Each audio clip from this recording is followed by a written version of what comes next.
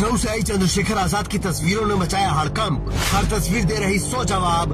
पता चल गया कौन बनेगा नवाब। एएसपी के टिकट पर हजारों दावेदार, ऐसे हुआ सबका साक्षात्कार। कहते हैं कि एक तस्वीर 1000 शब्दों के बराबर होती है, लेकिन लखनऊ से जो चंद्रशेखर आजाद की तस्वीरें आई हैं, वो सिर्फ शब्द नहीं है, बल्कि 1000 सवालों की जवाब भी हैं।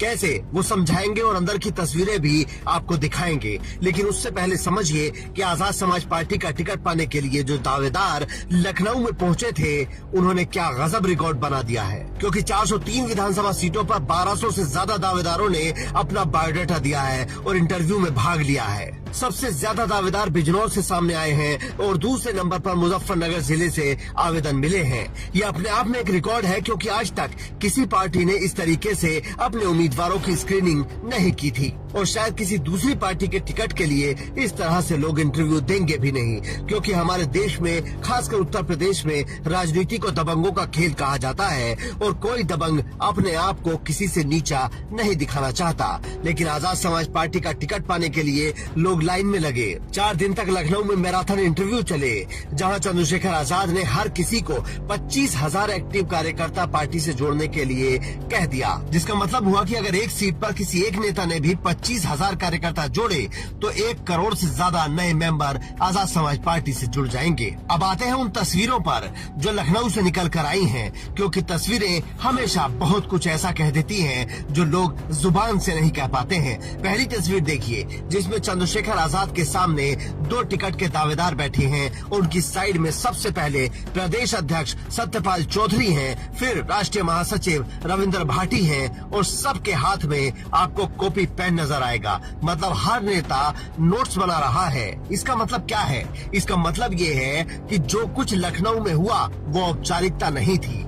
हर बात का रिकॉर्ड रखा गया है। जिस दावेदार ने जो बोला है वो सब कुछ दर्ज है। मतलब अगर 2-4 महीने बाद कोई दावेदार नया दावा करता है तो उसे काउंटर करने के लिए चंद्रशेखर आजाद की टीम के पास पूरा रिकॉर्ड होगा। दूसरा, इन तस्वीरों में वो राजनीतिक परिपक्वता नजर आ रही है जिसकी शिकायत विपक्ष के कई नेताओं से जनता करती है कि वो सीरियस नहीं है। लेकिन आजाद समाज पार्टी हर गुजरते दिन के साथ ये साबित कर रही है कि उसके नेता पार्ट टाइम पॉलिटिक्स नहीं करते।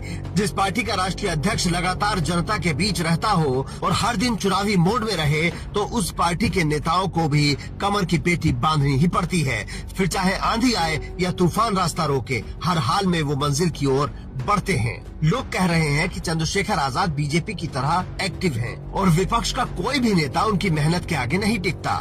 सोचिए, पहले प्रबुद्ध जन सम्मेलन, फिर हर मंडल में रैली, उसके बाद सत्ता परिवर्तन यात्रा और तुरंत बाद दावेदारों का इंटरव्यू। लेकिन चंद्रशेखर आजाद यहाँ भी नहीं रुके। अगले ही दिन राष्ट्रीय कार्यकारिणी की मीटिंग बुला ली ताकि सत्ता परिवर्तन यात्रा के दूसरे चरण पर बात हो सके। आप बताइए कि विपक्ष का कौन सा नेता इस शिद्दत के साथ जुटा हुआ है? क्योंकि जो लोग बीजेपी को हराना चाहते हैं, पहले उन्हें बीजेपी का काम करने का तरीका देखना होगा। उनके पास ऐसे नेताओं और कार्यकर्ताओं की भरमार है जो दिन रात काम करने को तैयार हैं। पीएम मोदी खुद साल के 365 दिन चुनावी मोड में रहते हैं। एक चुनाव खत्म होता है तो अगले चुनाव की तैयारी में लग जाते हैं। तो बीजेपी से लड़ने के लिए उससे ज्यादा मेहनत किए बिना काम नहीं चलेगा। लेकिन विपक्ष के कई नेता एसी कमरों से बाहर निकलने को तैयार नहीं होते और चंद्रशेखर आजाद घर बैठने को राजी नहीं होते, जिसका सबूत वो हर दिन देते हैं। आप भी कमेंट करके अपनी राय दे सकते हैं और बता सकते हैं कि क्या इस मेहनत का नतीजा चंद्रशेखर आजाद को मिलेगा या नहीं, और स्टोरी को शेयर करके दूसरों तक भी पहुंचा सकते हैं। Bureau report, India news.